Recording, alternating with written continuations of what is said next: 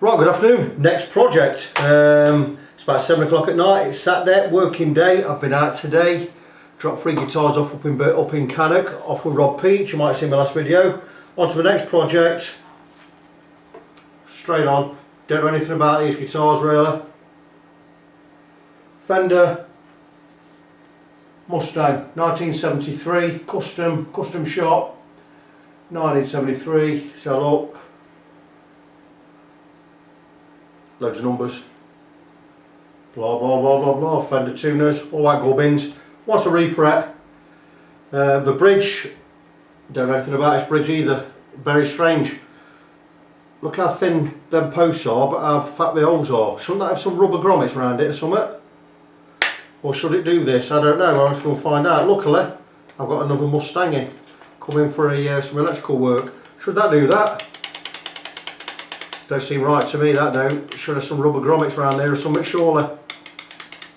Just don't seem right at all. I'll have to find out about that. Looked on the internet, couldn't find anything. Anyway, just wanted to highlight this. It's in for a refret, a lot of fret wear, really small frets. I'm going to go with a medium jumbo fret on here.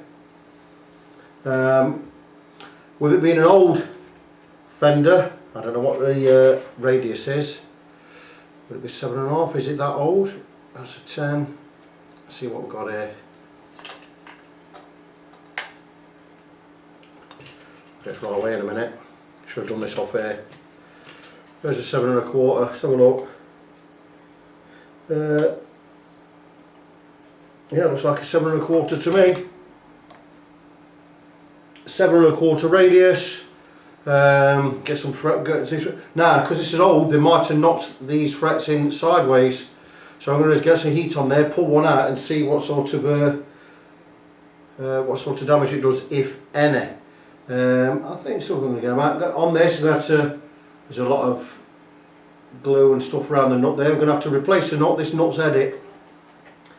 Show you there. Look how deep that is. So I've got to knock my nut out somewhere. I might saw that out. See where we go. That's it. Just highlighting the guitar, just showing it before I get on with the work. I'm not going to video the work. Done enough of these jobs now for you to see our work. It's too long-winded to get them all videoed. I've got that much working at the moment. I'm surrounded by guitars. I can't move in here, and I'm here to tell people 2-week waiting list. It's the way it is right now. So there you go. I'll crack on with this. I might come back with a mini update. I might just come back when it's all done. I just wanted to show the guitar, show the fret wear, tiny frets. Too low to do a redress on them. We're all coming out, going to replace them all. Job done. Back with an update whenever. Back later. Right, good morning. Following on with the 1973 Fender Mustang that is having a complete refret. I removed the frets, which went okay. Now the thing is with early Fenders, these are really thin and weedy frets. Thing is with early Fenders, what they did is when they put the frets in, they knocked them in the top, put them in the top, then they knocked them in sideways that last little bit to get the time to grip. So when you pull them out, you get chipping. Now I've got chipping but I kept it to a minimum because I really had to heat these frets quite a lot. I had to get a lot of heat in there for the glue to melt, and I took them out, and there is a little bit of chipping, but that's really easy to fix. But why I'm doing this part of the video now is when you're doing a job like a vintage Fender, for instance, fine example this one, because the frets are put in them and knocked in sideways that way, so the tang grips, you have to really take your time, because like I said, it's a 1973 Mustang neck I've got here. No, 1973 Mustang. These are rare guitars, you know, and you can't break them. So what I'm going to do is I'm going to show is I've got the frets out.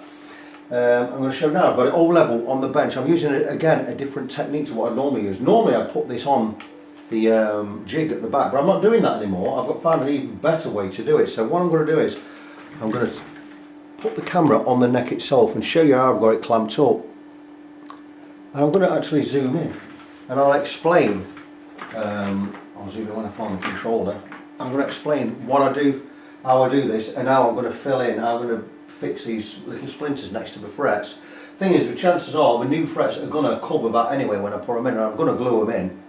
But I'm going to explain a couple of things. There you go. So there is the 73 Mustang neck on there. I've got it perfectly level. I've altered the truss rod.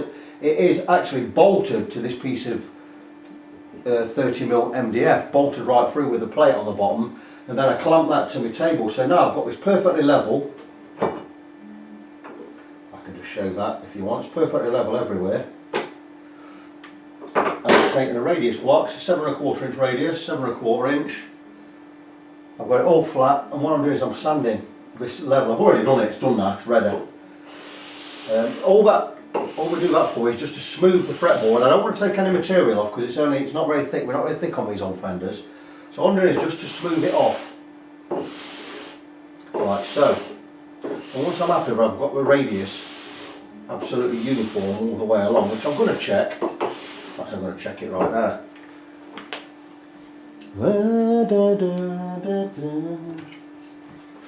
Use either of these. I've got the 7¼ inch there, and I'm just going to check we're good.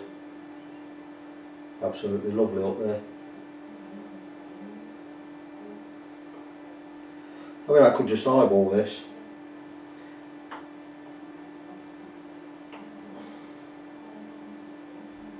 Very tight. But we're uniform all the way down. And what I'm going to do is, where these little splinters are, all I'm going to do is I'm going to take some CA glue, super glue to us in England, with a little adapter on the end there, so I can put little droplets. So all I'm going to do is just drop where the dust has fell into where they've got this chip in. And all I'm going to do is drop a bit of glue in. I can file all this down later, soften all this again, and there's not much, and all I'm going to do is just touch over where there's a little bit of chipping. I mean, chances are, like I say, the frets are going to hide this anyway, but I like to do this, just make sure we're all straight. And what I'm going to do is, I'm going to do the whole guitar, and then I'm going to come back shortly. Right, good afternoon. 1973 Fender Mustang, all ready for refretting. I've filled in all the cracks, paint cracks that aren't going to be hidden by the fret wire. There's a couple I've missed. I'm just going to dab some glue in there shortly, but I'm going to show you the neck all prepped, ready for the new frets. And there you go, it's bolted to this piece of MDF using the neck fixing bolt. All sanded down, smooth. Absolutely beautiful. The fret wire came today. Going with it. I've never used this before. Syntoms. It's 2.5 width, the crown, and the height's 1.2. I'll shave some of that down a bit, get down to a little bit above 1mm. That were yeah, from Tone Tech. We'll just have a 13 quid delivered. Not cheap. Double the price of what I normally pay. But I couldn't get the right width with the right height. I mean, it was too high. This is a little bit lower than I normally get because it is a Fender. I've got my nut blanks have arrived this morning as well. Got two of them Fender Cyclolate, is it? Cyclolate or something. It's some composite resin, it's some resin. It's man-made bone. It carves pretty easily. Good stuff. I'm glad I've got them. So we've got fret wire, nuts, 20 quid's worth there. I've ordered some strings, some Ernie Ball 9s off eBay from Richtown Music there. So it's going to be 26 quid extra on top. I'm going to flare open the frets before I insert them, just a little bit, just to widen them, just to open up a bit. I'm going to use a 3-edge file, triangle file. I bought this for doing fret work. I've got to grind these edges yet, but I'm going to use this just to flare open just slightly, just so the frets enter. And I haven't decided I'm going to put the frets in yet, where I'm going to hammer them in, or I'm going to actually press them in on the fret press. We'll have to see. So that's it. I'm going to crack on with it. I might do an update in between in certain areas, certain parts of the refret, but I don't need to do that. I've got plenty of refret videos out there. Anyway, I'm going to crack on with it, and I'll get back to you later. Good afternoon. Beautiful day again. Been at it this morning on the Fender Mustang, the 1973 Fender Mustang. Got all the frets in. I've not cleaned up the fretboard yet, but I've got the frets in. I'm going to show that. Doesn't look spectacular at the moment. The frets are really quite level all the way across, but there are got a couple of eye spots here and there. But I've checked that the frets are all seated flat, which they are. So any ones that are high, we fix when we come to doing the fret level later, which we're going to do. So the next part of this, I'll just show here why we tape it all up and tape it up under the fret slots, is because I've super glued these in, and we get the tape on there, we get any run out, it's going to run down the tape and it's not going to get stuck on the neck, which if it did do that, we have to remove it later, it could be a pain. So there you go. So the frets are in. Obviously the edges are going to need dressing, they're overlapping. If you have a look, I've cut them pretty short. We need to get a file on there, we need to file them all flat to the neck itself, to a profile of the neck. Then we need to get the beveled edges in. Once we've got it beveled, then we're going to level all the frets. Once they're leveled, we're going to re-crown them all, and then we're going to polish them all. So pretty long-winded affair. I would say refretting from scratch, something like this, you're looking at, you want to be giving yourself 10 hours. You could, if you wanted to, do it in half that time, but you're not going to get a brilliant job. If you're going to take your time over it and do it, if you're going to do it properly, you want to be looking at 10 hours. Something on a band board, you want to be looking at 10, 12 hours. Could do it quicker if you want, but you know, there's no point rushing these jobs. Get it done right. Now I'm going to show you here, we've filled in any gaps we had, or any chipping. We've got a chip there, look. Tiny chip. So what we'll do is we'll get that filled in. All we'll do is drop some rosewood dust in there and a little bit of super glue, and we'll let it harden. Then we'll just scrape off the excess and we'll sand it down. But if you look, I've already fixed most of the chips we had. There's hardly any chip, well, I don't think there's any chipping at all, bar one or two. Really easy to fix. It might look a little bit messy at the moment. You might see, like this area for instance, I scraped back, the saw slipped across, scraped it, just put a scrape in it. So what it is, I fixed it with super glue, sanded it back down. It's got a little bit of a dark line going through it. Don't worry about these dark lines, because we've still got to stain the neck, or we've got to oil the neck. It'll go darker, you won't even see it. So all these things, like I said, I've got one chip there to fill in. Focusing on that if you want to and have a look. Other side of my finger. Really easy stuff. Bit of marks here and there we need to sand out, but absolutely fine. I've experienced enough in this work to know what I can do, what I need to do, and how I need to fix things. This has gone really well. I'm going to clean up the headstock in a bit. We're going to take these grommets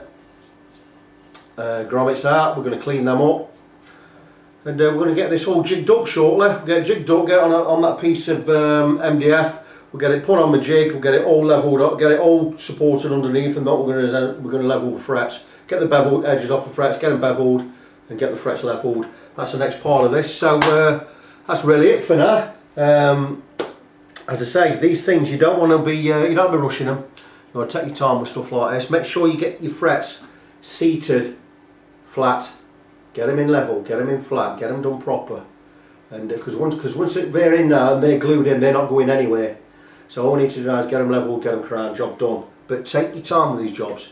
It's a 44-year-old guitar. It's a vintage guitar, you know. And even if it wasn't a vintage guitar, if it was a modern guitar or a new guitar, take your time with this. Like I say, it's 18% nickel silver frets, really hard frets. Not quite as hard as stainless, but hard. It's Singtom's brand. It's 2.5mm wide by 1.1mm high, so 1.2mm high. Absolutely perfect for a Fender. A little bit wider than they'd normally go with, but look, that looks fantastic. It's a nice medium size. It's rock hard. It's going to last 15 years. This, even with heavy plate, it's going to last 15 years. So that's it. Job done. Going to get it all jigged up, like I say, and I'm going to crack on. I'll come back later with another update. Back soon. Right, back with the 1973 Fender Mustang. I've decided to show you how I go about crowning frets. So to do that, I'm going to zoom in a little. You can see we've got the focus on the guitar and the frets. Now if you look, we'll get you set there, I think. There you go. These ones have been done. These ones are the ones I'm doing now. And even though I have crowning files somewhere, there you go. Even though I have a crowning file which is curved to the fret, I tend not to use this that much. I use this for finishing off. I actually go with a 3-edge file I got from Crimson Guitars a few years ago. It's got the same file on each side, but you've got three, and you've got a flat ground edge so you can't damage the guitar.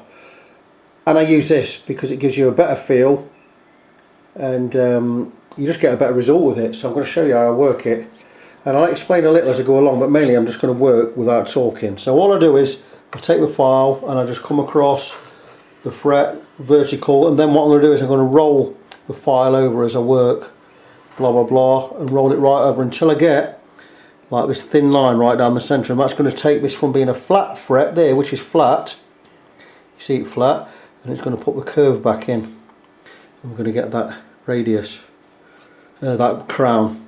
So I'm just going to work it. I'm going to show you how to do it. What I do is first I make sure the file's clean, a wire brush, because I tend to spin the file as I work, so I always want a clean edge, and I'm just going to work it.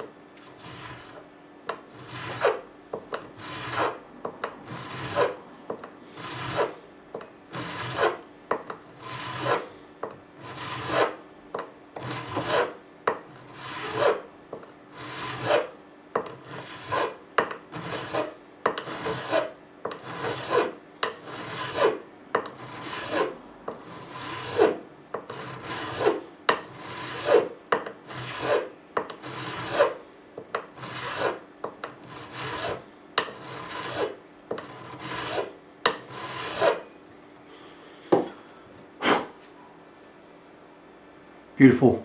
We've now got that arc back in the top of the fret. As you can see, leave a nice thin line down the top. That's the area. That thin line is where the string is going to hit the fret. You want as little contact as possible. And there you go, that's one done. We're still not finished. Again, next fret, clean the file.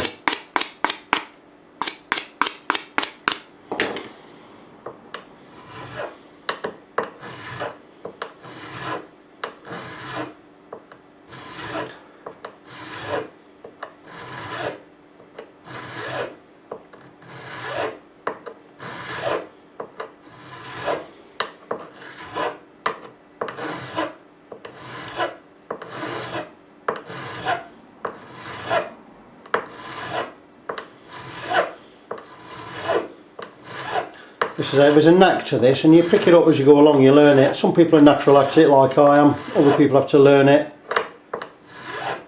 And when we've done that, what we do then is we take a different file, it's a number 3 file with one flat edge, and all I'm going to do is just take the burrs off the bevel. 3 strokes, rolling over as I do so, and that's just taking these burrs off this edge. I've already beveled the edges. And that's it, 3 strokes, it just takes any burrs off there. I'll not do this side yet because I need to go over to the other side of the table. So that's it, as you can see, I've got 1, 2, 3, 4, 5, 6, 7, 8, 9. I've got 13 done, should leave. There's 9 left to do. I'm going to crack on with it. When this is all done, I will go across with the crown file, purposely built for this job. Just to finish off, and I'll go over a diamond file, then I'll get on to polishing. Show you one more. And people might say, do you only do it one side, don't you come back and do it this way? You don't need to. Don't matter which way you go. Whichever side you're on, it's fine. There's no difference whatsoever. It's all about getting that fine line down the centre there.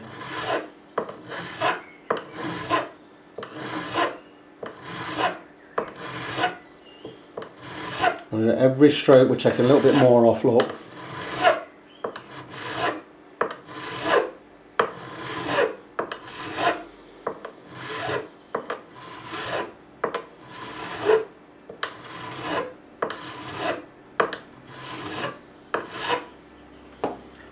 Beautiful.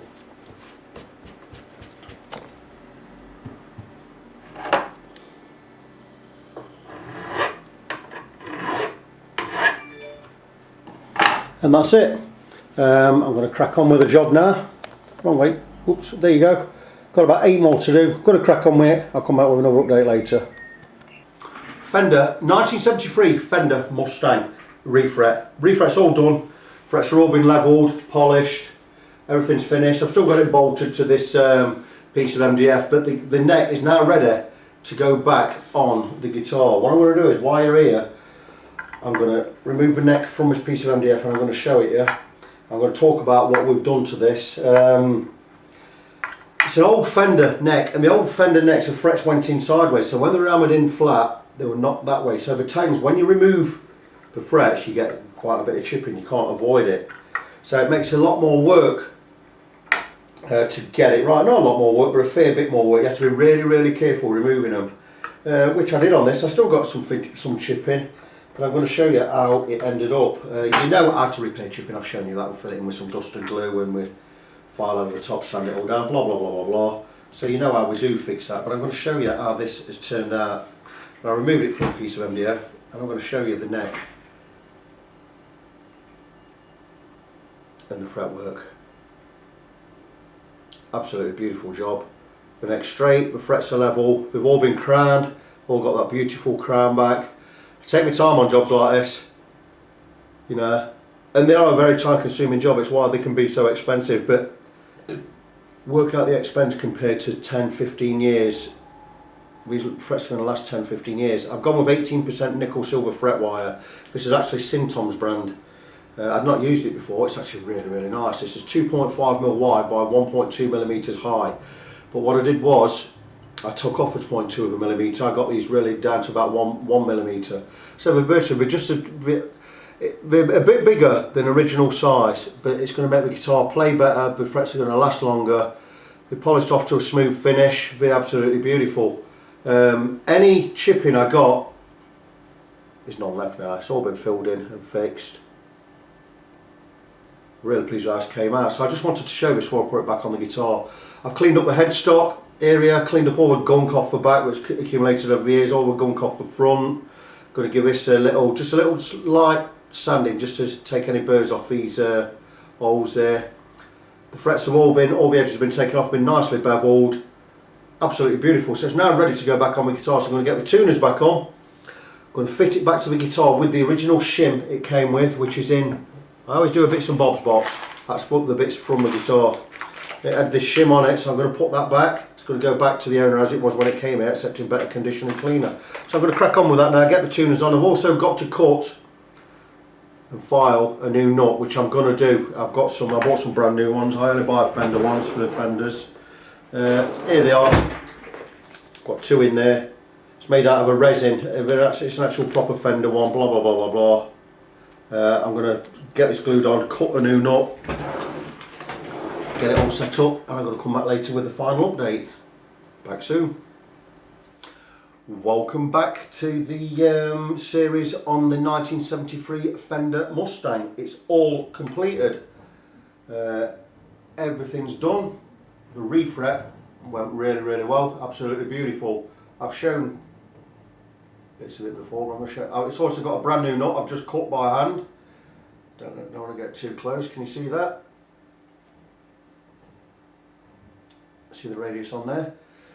So, am I happy with the work? Yeah, absolutely happy with the work. I'm going to show the edge of the frets so you can see how they've gone in. They've all been filed flat. There's nothing's going to cut into your fingers here. Same both sides. Yeah, I'm thoroughly happy with the refret. As always, it's what I do, you know. But there are a couple of issues with this guitar. Now, when you bring a guitar in for a refret, you get thrown in a complete setup. By complete setup, I mean the guitar is stripped completely and rebuilt from the bottom up. That's including the electrics coming out, all these electrics coming out, checks, we get some switch cleaner on the switches. You know about this, we set the radius as much as we can, we set the string height, we cut the nut to the right depth, we take the tuners out, clean them up, put them back on. But this guitar does have issues. And the main issue for me is these tuners. And as good as they are, or were, these are 1973 as well. And the binding, they're so tight to adjust.